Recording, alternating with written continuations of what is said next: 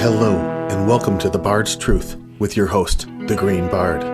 This is Kingsblood 9, The Secret History of House Blackwood, a northern house in the south. In Season 1, Episode 4 of House of the Dragon, we see Willem Blackwood kill Gerald Bracken after a young Princess Rhaenyra and an older Gerald had poked fun at young Willem. I was watching a Joe Magician video about that scene today, and it reminded me that I wanted to make this video. House Blackwood is a fan favorite of book readers ever since Lord Titos Blackwood, with his magnificent raven-feathered cloak, was introduced in A Game of Thrones. The image of him wearing that cloak is mentioned 4 times in the main book series.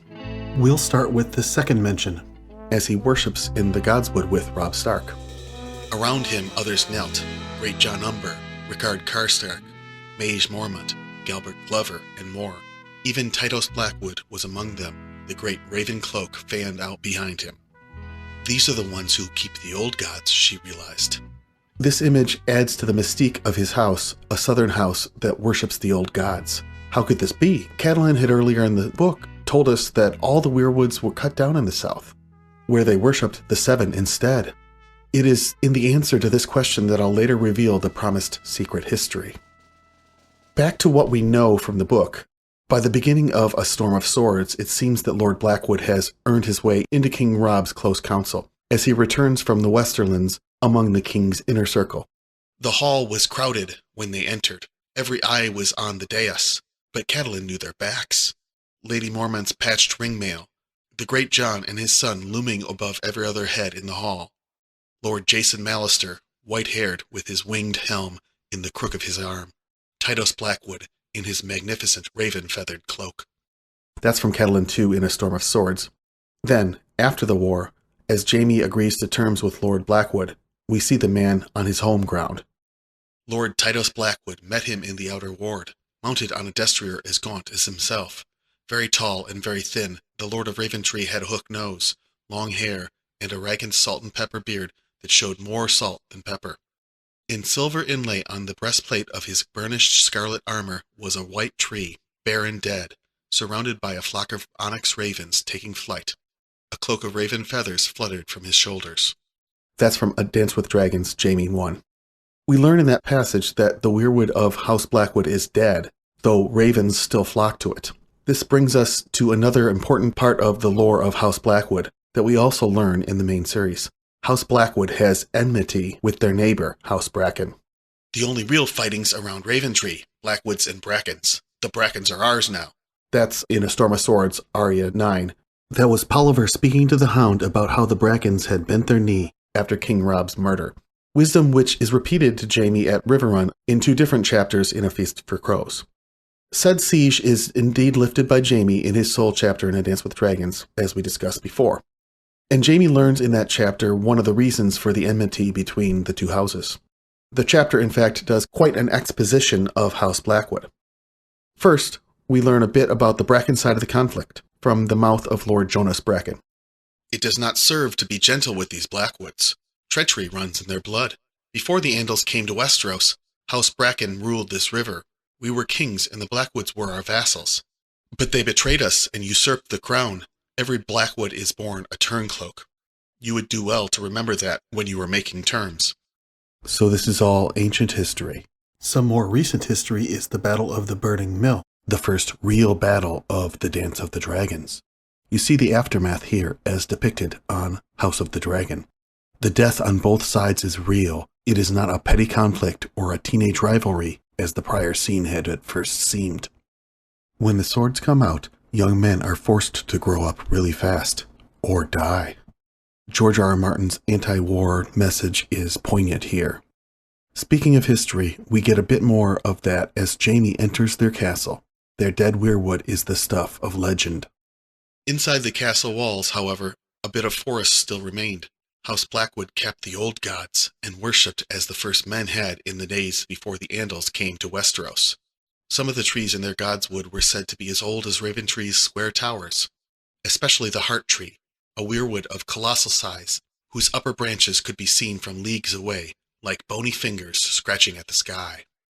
As Jaime begins negotiations with Lord Tytos, he learns more of the weirwood, and more of the great enmity between houses. So it seems the Brackens tried to kill the Blackwood gods. The enmity runs deep. Jaime glimpsed the gnarled limbs of the tree from which the castle took its name. It was a weirwood, ancient and colossal, 10 times the size of the one in the stone garden at Casterly Rock. This tree was bare and dead, though. The Brackens poisoned it, said his host. For 1,000 years it has not shown a leaf. In another 1,000 it will have turned to stone, the maesters say. Weirwoods never rot. And the ravens? Asked Jaime. Where are they? They come at dusk and roost all night. Hundreds of them. They cover the tree like black leaves, every limb and every branch. They have been coming for thousands of years. How or why, no man can say. Yet the tree draws them every night. Of course, we can assume the obvious conclusion as to why the ravens come. Magic. Even though the tree appears to be dead, it is still probably a conduit of the weirwood net. The old gods, aka Bran, Bloodraven, and the children of the forest who have melded with the trees, can speak to the ravens through the Raventree. The old gods indeed have power south of the neck, 1,000 eyes and one. That's right. I think that Lord Bloodraven, one of Aegon the Unworthy's great bastards, born of a Blackwood mother, raised at Raventree Hall, and currently half living as a half-corpse and half-tree, north of the wall in a cave while mentoring Brandon Stark, probably discovered this secret of House Blackwood early in his life, that by tapping into the weirwood net, one can use the eyes of the ravens of Raventree. Through this, he built a spy network that would put Varys to shame. From A Knight of the Seven Kingdoms, The Mystery Knight. How many eyes does Lord Bloodraven have? The riddle ran. 1,000 eyes and one. Some claimed the king's hand was a student of the dark arts who could change his face, put on the likeness of a one-eyed dog, even turn into a mist. Packs of gaunt grey wolves hunted down his foes, men said, and carrion crows spied for him and whispered secrets in his ear. Most of the tales were only tales, Dunk did not doubt, but no one could doubt that Bloodraven had informers everywhere. Despite Dunk's unwillingness to believe the tales, one of those suppositions is confirmed in Bloodraven's own words to Bran as he explains the depth of the weirwood net. In a sense, those you call the children of the forest have eyes as golden as the sun, but once in a great while one is born amongst them with eyes as red as blood, or green as the moss on a tree in the heart of the forest. By these signs do the gods mark those they have chosen to receive the gift. The chosen ones are not robust, and their quick years upon the earth are few, for every song must have its balance. But once inside the wood, they linger long indeed. 1,000 eyes, 100 skins, wisdom as deep as the roots of ancient trees, green seers. That's from A Dance with Dragons, Brand 3. And I think that last bit is key, 100 skins. He didn't use only skin changing for birds, but perhaps he used 100 different skins. Like Bran, I doubt he used only the flesh of animals for his spying either. I think he invaded the minds of men as well. There is a fan theory that in The Mystery Knight, he is the Hedge Knight Sir Maynard Plum. I agree, but in my opinion, he is Maynard Plum only temporarily by skin changing the man. Bloodraven is a good segue back to Jaime's exposition chapter where Lord Tytos' son, Hoster, speaks about Bloodraven's mother, Melissa Blackwood, giving us a great amount of the history of the conflict, and directly contradicting Lord Jonas' story of which of the houses were kings first. Aegon IV had died long before Jaime had been born, but he recalled enough of the history of his reign to guess what must have happened next. Only later he put the Bracken girl aside and took up with a Blackwood. Was that the way of it? Lady Melissa, Hoster confirmed. Missy, they called her. There was a statue of her in our Godswood. She was more beautiful than Barbara Bracken, but slender, and Barba was heard to say that Missy was flat as a boy. When King Aegon heard, he gave her Barba's teats. Barba's teats are a mountain range similar to Les Grands Tetons in Wyoming in the American West. How did all this begin between Blackwood and Bracken? Is it written down? It goes back to the Age of Heroes. The Blackwoods were kings in those days. The Brackens were petty lords, renowned for breeding horses. Rather than pay their king his just due, they used the gold their horses brought them to hire swords and cast him down. In the end, though, this conflict is emblematic of George R. R. Martin's main theme in the series, the futility of war. So you were fighting over a crown that one of you took from the other back when the Casterlys still held Casterly Rock. Is that the root of it? The crown of a kingdom that has not existed for thousands of years? He chuckled. So many years, so many wars, so many kings, you'd think someone would have made a peace. Someone did, my lord. Many someones. We've had 100 peaces with the Brackens, many sealed with marriages. There's Blackwood blood in every Bracken, and Bracken blood in every Blackwood. The old king's peace lasted half a century. But then some fresh quarrel broke out, and the old wounds opened and began to bleed again. That's how it always happens, my father says. So long as men remember the wrongs done to their forebears, no peace will ever last. So we go on, century after century, with us hating the Brackens and them hating us. My father says there will never be an end to it. Jaime goes on to suggest that there could be an end if one side exterminated the other, but that's the Tywin inside of him talking, and we don't talk about Tywin on the Green Bard channel. So who did come first as kings? It matters little, actually, but in finding an answer to that question, we can reveal the biggest secret of House Blackwood, a theory to which I can claim credit. To get to the truth of it, we can now consult the histories directly. In The World of Ice and Fire, it is written how the Starks of Winterfell systematically claimed kingship over the entire north by throwing down the kingdoms of all their neighbors and making them their vassal lords, including House Blackwood from The World of Ice and Fire, the north. Amongst the houses reduced from royals to vassals, we can count the Flints of Breakstone Hill, the Slates of Blackpool, the Umbers of Last Hearth, the Locks of Oldcastle, the Glovers of Deepwood Motte, the Fishers of the Stony Shore, the Riders of the Rills, and mayhaps even the Blackwoods of Raventree, whose own family traditions insist they once ruled most of the Wolfswood before being driven from their lands by the Kings of Winter.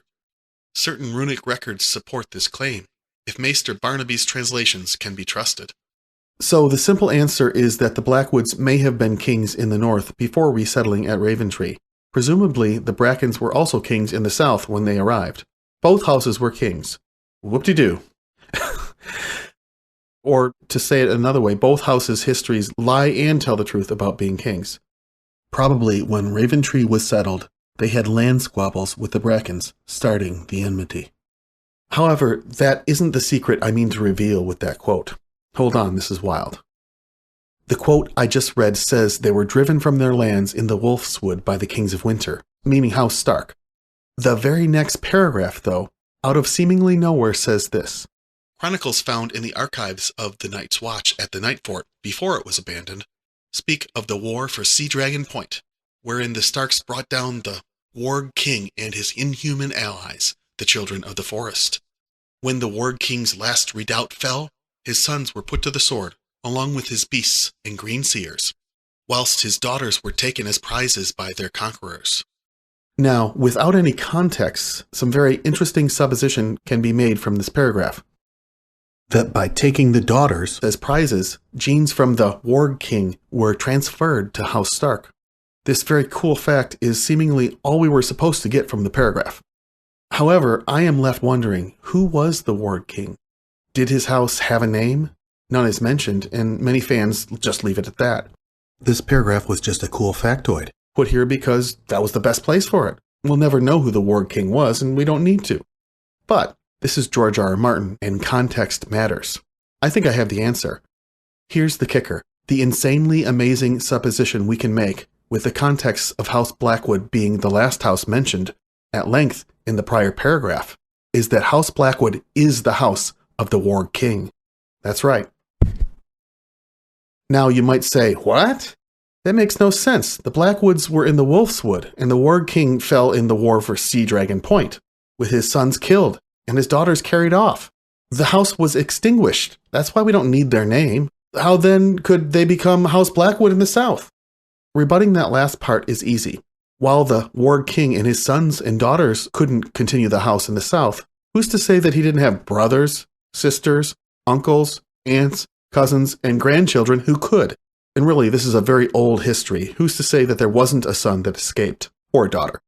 One might, of course, scoff at these ideas and ask how they escaped, and again point at the discrepancy between the Wolfswood and Sea Dragon Point. Well, those concerns are answered simply as well, with a geography lesson. Here's a map of the north. Zooming in, we see that the Wolfswood is more or less due west of Winterfell. then we see that Sea Dragon Point lies on the far western end of the Wolfswood. Clearly, part of the forest that is the Wolfswood is inside Sea Dragon Point on this map. Let's imagine for a second that the Blackwoods owned all or most of the Wolfswood. Obviously, the Glovers might have had part of it. That would likely mean that they also held a piece of Sea Dragon Point. What then would the Blackwoods, kings of the Wolfswood, do if they were attacked by Winterfell, lost successive battles, and were driven from their homes? Well, I would submit to you that they would retreat west to their last redoubt at Sea Dragon Point. Why Sea Dragon Point? Well, that's easy. We learn from Asha that you can board a ship there. From A Dance with Dragons, The Wayward Bride. And there's still Sea Dragon Point. Later, Sea Dragon Point had not always been as thinly peopled as it was now.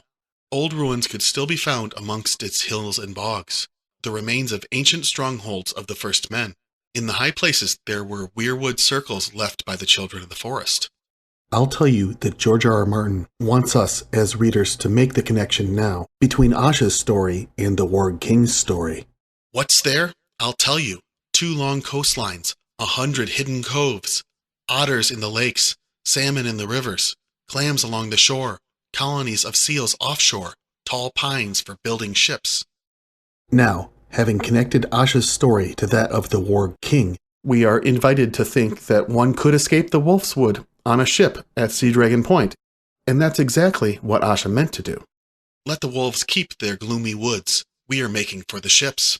Later, Asha never beached more than half her ships. The other half stood safely off to sea, with orders to raise sail and make for Sea Dragon Point if the Northmen took the strand. So my final conjecture is that Asha's plan, when driven from Deepwood Motte, also part of the Wolfswood, was the same plan that the Warg King had enacted. Make for Sea Dragon Point to save some of your number and flee. And that's exactly how I think some of House Blackwood escaped the Kings of Winter. So there it is. The Blackwoods, a house that certainly carries the gift, or Kingsblood, given that Bloodraven, the last Greenseer, is a son of their house, were once the family of the Warg King. House Stark may have gained the ability to skin change their wolves from stealing the daughters, in wildling fashion, first men that is, of the Warg King at the end of that conflict. The Starks famously got an infusion of Blackwood genes later, following the Dance of the Dragons via the pairing of Alysanne, Black Aly, Blackwood, and Lord Cregan Stark, who we see in Season 2, Episode 1 of House of the Dragon. I look forward to seeing them both later in the series. I wonder, is Black Aly daughter to the badass Blackwood who we see in Episode 4 of Season 1? Regardless, I hope this tinfoil history lesson enhances your viewing of the show. Peace. Thanks to all the terrific artists whose work is featured on this video. Thanks especially to those in my family who helped in this series so far. If you enjoy this content, you can also consider supporting us on Patreon.